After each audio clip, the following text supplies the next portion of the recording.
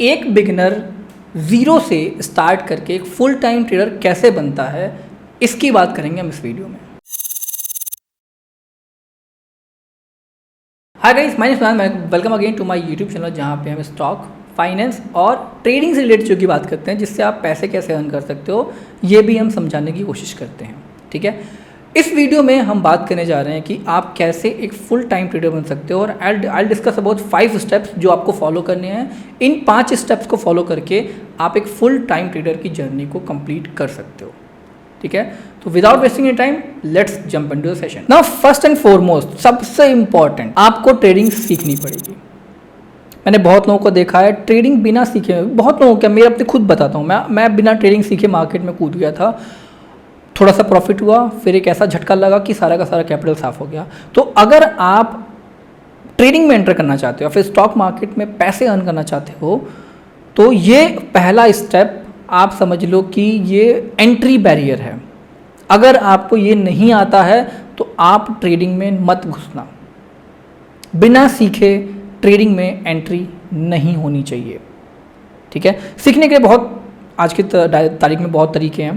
पहला तो एक, आप मेरे YouTube वीडियो देख सकते हो, जितने वीडियो मैंने ऑलरेडी डाल रखे हैं प्राइस एक्शन पे, ऑप्शंस पे, अगर आप उनको भी देख लोगे तो आपका एक बहुत अच्छा खासा बेसिक्स से लेकर मैं कहूँगा एडवांस लेवल तक तो नहीं, लेकिन फिर भी इंटरमीडिएट लेवल तक सब कुछ क्लियर हो जाएगा।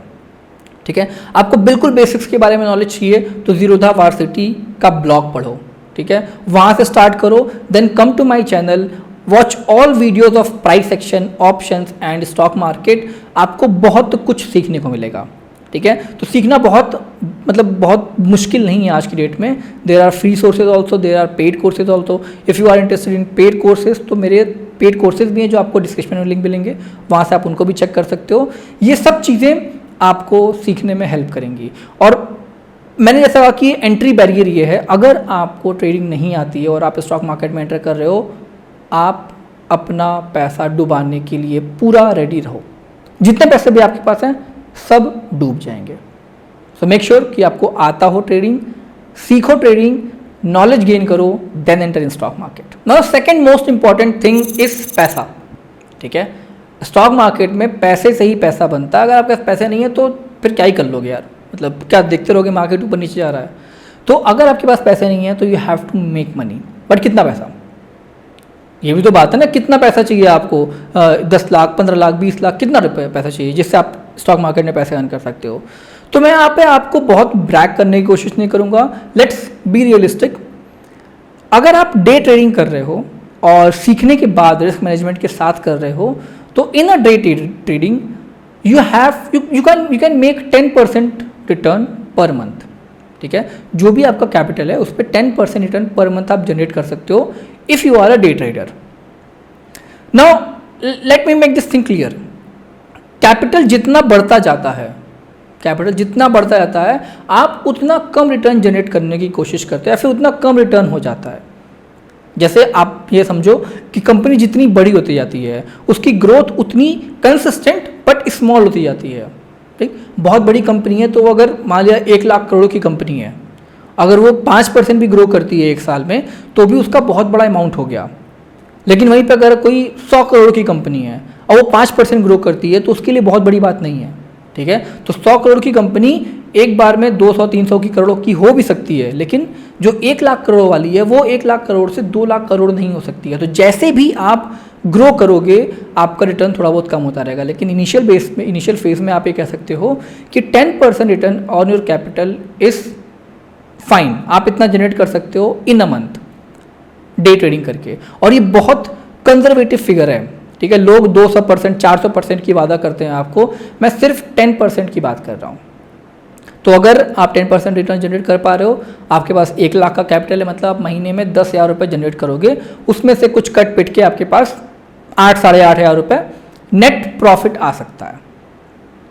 ठीक है, तो ये आपको 8,800 रुपये आ जाएंगे, जो ऊपर नीचे थोड़ा बहुत हो सकता है, लेकिन अभी हम उसकी बात भी करेंगे कैसे होगा। इतना पैसा जनरेट हो गया, let's talk about next step. तो आपने स्टॉक मार्केट के बारे में सीख लिया, आपने अपना कैपिटल जितना भी आपको चाहिए उस टाइम पे रख लिया। तीसरा स्टेप आता है to enter in stock market. ठीक है, अब एंटर कैसे करें स्टॉक मार्केट में? देखिए, बहुत लोग आपसे कहेंगे कि जितना कैपिटल आपके पास है लेके घुस जाओ मार्केट में, अगर आपको आता है तो फिर तो डेफिनेटली घुस जाओ। लोग तो यहाँ पे बिना सीखे सारा कैपिटल लेके स्टॉक मार्केट में घुस जाते हैं। आपने तो सीख लिया, आपके पास आपका कॉन्फिडेंस तो अलग ही एकदम सातवें आसमान पे होगा, ठीक। लेकिन आप कितना भी थ्योरेटिकल नॉलेज ले लो, ठीक है, हज़ारों बुक पढ़ लो, अगर आपने लाइव मार्केट में ट्रेड नहीं किया है तो you will face loss in your initial phases. आपको लॉस लेना ही पड़ेगा, ठीक है। लॉस ज़्यादा भी हो सकता है, लॉस कम भी हो सकता है। अगर आप 1 लाख के कैपिटल से ट्रेड करते हो तो आपका लॉस ज़्यादा होगा। लेकिन व्हाट इफ मैं कहूँ कि आप 1 लाख के कैपिटल से नहीं 1000 के कैपिटल से ट्रेड करो। आपने थ्योरेटिकल नॉलेज ली है, आपको स्टॉक मार्केट के बारे में पता है, आपको डे ट्रेडिंग के बारे में पता है, आपको रिस्क मैनेजमेंट के बारे में पता है। Now start implementing that thing with 1000 rupees capital only. उससे क्या होगा, लॉस होगा भी तो भी आपको बहुत बड़ा घाटा नहीं होगा। और जो असली मार्केट की नॉलेज आती है वो घाटा खा के ही आती है। जब तक लॉस नहीं होगा तब तक आप एक्चुअल मार्केट को सीख नहीं पाओगे। अब ये आपके हाथ में है कि घाटा आपको 1 लाख रुपए पे लेना है कि घाटा आपको 1000 रुपए पे लेना है। मार्केट वैसे ही काम करने वाला है। मार्केट को अगर ऊपर जाना है तो ऊपर ही जाएगा, आपके 1 लाख रुपए से उसमें कोई डिस्टर्बेंस नहीं आने वाली है। तो इट्स बेटर कि एंटर करो मार्केट में सिर्फ 1000 रुपीज़ के साथ, ट्रेड विद देम। डेफिनेटली आपका प्रॉफिट नहीं होगा, ठीक है, दैट फॉर श्योर, आपका प्रॉफिट नहीं होगा, लेकिन लॉस भी नहीं होगा बहुत ज़्यादा, ठीक है। जो 1000 रुपये से आप जो प्रॉफिट जनरेट करोगे उसके बाद आप तो ब्रोकरेज में दे दोगे, बट स्टिल ब्रोकरेज फिक्स है। बट जो आपका लॉस हो सकता है बड़े कैपिटल के साथ वो फिक्स नहीं है। तो मेक श्योर कि अगर आप स्टॉक मार्केट में एंटर कर रहे हो तो कैपिटल आपका बहुत कम होना चाहिए, that will help you a lot. अब आता है चौथा इंपॉर्टेंट स्टेज। अब ये स्टेज है, अगर आपने मार्केट में एंट्री कर ली तो उसमें भी 3 स्टेप्स होते हैं आगे बढ़ने के, ठीक। पहला स्टेप है, जब भी आप मार्केट में एंट्री करोगे you will start facing losses, तो आप नेट लॉस में रहोगे, ठीक है। ट्रेड करोगे, कुछ प्रॉफिट होगा, कुछ लॉस होगा, कुछ प्रॉफिट होगा, कुछ लॉस होगा, लेकिन नेट लॉस में रहोगे आप, that's for sure in initial phases. तो ये पहला स्टेज है after entering in stock market, which is loss making stage. Now come second stage, जिसमें आप ब्रेक इवन पे रहोगे, ठीक है। तो लॉस मेकिंग स्टेज से ब्रेक इवन पे आने का, ब्रेक इवन का मतलब क्या होता है कि ना प्रॉफिट है ना लॉस है, आप ऑलमोस्ट बराबर चल रहे हो, ठीक है। जितना लॉस होता है उतना प्रॉफिट हो जाता है, जितना प्रॉफिट होता है उतना लॉस हो जाता है, ये चल रहा है। तो लॉस मेकिंग स्टेज से लॉस मेकिंग स्टेज से ब्रेक इवन स्टेज पे आना इज इजी। क्यों? क्योंकि इसमें आपको अपनी स्ट्रैटेजी, जो आपने थ्योरेटिकल नॉलेज ली है, उसको इंप्लीमेंट करना होता है, एक अच्छे तरीके से रिस्क मैनेजमेंट फॉलो करना होता है। जो भी चीज़ें आप उसको इंप्लीमेंट करोगे, जो भी आपने पढ़ा है, and you will become break even trader, ठीक है। ब्रेक इवन पे आना is not a big deal. अगर आप एक नॉर्मल इंसान हो, एक अच्छे से रूल फॉलो करने वाले बंदे हो, तो ब्रेक इवन पे आना आपके लिए मुश्किल नहीं है। The problem starts on the stage जहाँ पे आपको ब्रेक इवन से प्रॉफिटेबल ट्रेडर की तरफ जाना होता है। अब यहाँ क्या होता है, यहाँ साइकोलॉजी, इमोशनल बैलेंस, ठीक है, ट्रेडिंग, आपका जो रिस्क मैनेजमेंट है वो, ये सब चीज़ें एक साथ आती हैं, ओके। कई चीज़ें होती हैं, जैसे मान लो एक होता है ओवर ट्रेडिंग। मैं जस्ट एग्जांपल दे रहा हूँ, ओवर ट्रेडिंग होता है, ठीक। तो जनरली क्या होता है, जब आप स्टॉक मार्केट में ट्रेड करते हो, पहला आपने ट्रेड लिया, आपका स्टॉप लॉस हिट हो गया, आपको कुछ लॉस हो गया, तब लगता है कि मैं एक ट्रेड और लेता हूँ, let's do one more trade, और लॉस होने के बाद ये जो लॉस हुआ इसको भी कवर कर लूँगा, ठीक है, या तो इस लॉस को कवर कर लूँगा, बाकी प्रॉफिट का कल देखेंगे। कुछ लोग ऐसे सोचते हैं कि मैंने पिछली बार 100 क्वांटिटी ली थी, okay, that trade went wrong, तो उसमें मेरा लॉस हो गया। इस बार मैं 200 क्वांटिटी लेता हूँ, ये ट्रेड सही हो गया अगर, तो मैं पिछला लॉस भी रिकवर कर लूँगा और प्रॉफिट भी हो जाएगा मेरे को, ठीक। एंड यहाँ पे है जो आपने लिए कबर खोदते हो, ठीक। यहाँ जैसे ही आपने ये चीज़ें स्टार्ट की, आप प्रॉब्लम में आना शुरू हो जाओगे, और इसको बोलते हैं हम ओवर ट्रेडिंग या फिर रिवेंज ट्रेडिंग। मार्केट में आप कभी भी रिवेंजफुल नहीं हो सकते हो। मार्केट इतना बड़ा है कि जब जितनी बार भी आप उसको चैलेंज करने की कोशिश करोगे, वो थप्पड़ मार के नीचे गिराएगा आपको, ठीक। तो start going with the flow. आपको अगर लॉस हो गया पहले दिन, ठीक है, एक ट्रेड में लॉस हो गया, मत करो ट्रेड, अगले दिन ट्रेड करना। उससे क्या होगा कि जो उस दिन का गुस्सा है आपका शांत हो जाएगा, अगले दिन आप फ्रेश माइंड से आओगे और लॉस नहीं करोगे। तो याद रखना, जैसा कि मैंने कहा, अगर आप ज़्यादा एटीट्यूड दिखाओगे मार्केट को तो मार्केट सिर्फ गिराएगा नहीं, थप्पड़ मार के गिराएगा। तो ये बात ध्यान में रखना आपने, कभी भी ना आपको एटीट्यूड में ट्रेड करना है, ना आपको रिवेंज ट्रेडिंग करनी है, ना आपको इमोशनल बैलेंस खोना है अपना। ये सब चीज़ें अगर आप मिक्स करोगे, ये सब चीज़ें आप जब मिलाओगे, तब आप जाके एक ब्रेक इवन ट्रेडर से प्रॉफिटेबल ट्रेडर की तरफ बढ़ पाओगे। ठीक है, उसके बाद भी इसमें कई स्टेज और हैं जिसकी हम बात कर सकते हैं। रिस्क मैनेजमेंट, ठीक है, हमेशा याद रखो कि आपका जो रिस्क है वो लिमिटेड होना चाहिए। ठीक है, रिस्क हमेशा लिमिटेड होना चाहिए। आपका जो रिस्क एपेटाइट है उससे ज़्यादा रिस्क नहीं ले सकते हो आप। प्रॉफिट हमेशा फ्लोटिंग होना चाहिए। आप हमेशा उल्टा करते होगे, जो बिगनर्स होते हैं उल्टा करते हैं, उनका रिस्क बढ़ता जाता है, प्रॉफिट जहाँ हुआ थोड़ा सा कट करके निकल के बैठ गए। तो ये कभी नहीं करना है। ठीक है, दूसरा, रिवेंज ट्रेडिंग नहीं करनी है। मार्केट से आप बदला नहीं ले सकते हो, आप उस लेवल तक पहुंच ही नहीं पाओगे, तो ट्राई भी मत करना।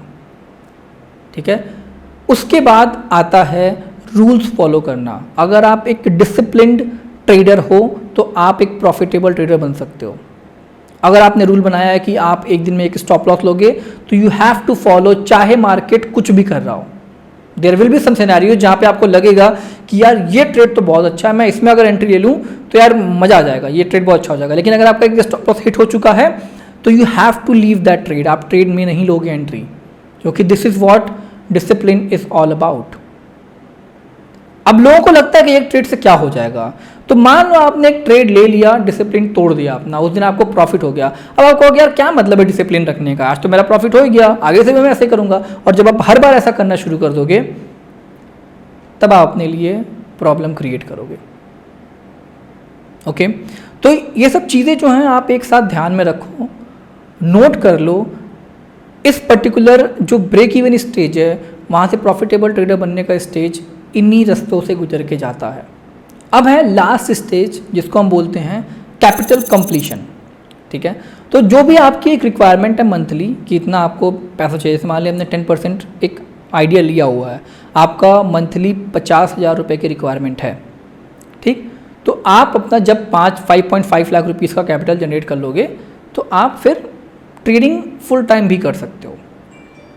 ओके, इसके लिए भी रोड मैप होता है कि आपको ट्रेडिंग कहाँ से कहाँ शुरू करनी चाहिए। जो सीखने वाला पहला स्टेज है उसको कैसे कंप्लीट करोगे, तो उसके लिए मैंने एक वीडियो ऑलरेडी बना रखा है, आप इसको चेक करो। कंप्लीट रोड मैप, जो रोड मैप है या ट्रेडिंग का स्टार्ट करने का, आप इसको चेक कर सकते हो। That will help you a lot. Okay, तो कैपिटल कंप्लीशन मतलब अगर आपके खर्चा 50,000 रुपये का है महीने का, और आपने 5.5 लाख का कैपिटल जनरेट कर लिया। 5.5 लाख क्यों? क्योंकि आपको डेली प्रॉफिट नहीं होगा, कभी कभी आपको लॉस भी होंगे, इसलिए मैंने थोड़ा एक्स्ट्रा ले लिया है। अब आप फुल टाइम ट्रेडर भी बन सकते हो और उस कैपिटल का कुछ इस्तेमाल करके आगे मल्टीप्लाई भी कर सकते हो, सेवरल स्किल्स में इन्वेस्ट कर सकते हो और भी सोर्स ऑफ इनकम जनरेट कर सकते हो। ये सब चीज़ें आप वहाँ पे कर सकते हो, and that's how you become a full time trader. ठीक है, even after becoming a full time trader, मैं कभी नहीं कहूँगा कि आप कंप्लीटली एक ट्रेडिंग के सोर्स ऑफ इनकम पे रिलाई करो, बिकॉज जैसे ही आपने सिर्फ एक सोर्स ऑफ इनकम अपना किया, you are just one step away from your bankruptcy. ठीक है, तो जब भी याद रखो, एक सोर्स ऑफ इनकम नहीं होना चाहिए, देयर मस्ट बी 3 और 4 सोर्स ऑफ इनकम्स। आप ट्रेडिंग के साथ और भी चीज़ें जनरेट करो, बिजनेस जनरेट करो, या फिर जॉब ही करो, अगर आपका वर्क फ्रॉम होम है तो वो भी करते रहो। ओके, सो आई होप ये वीडियो पसंद आया आपको। अगर आपको वीडियो पसंद आया तो आप लोगों के साथ शेयर कर सकते हो, जो भी आपके दोस्त हैं जो सीखना चाहते हैं, जो शुरू करना चाहते हैं, share with them. Like this video and subscribe to my channel. We'll see you in another video. Thank you so much.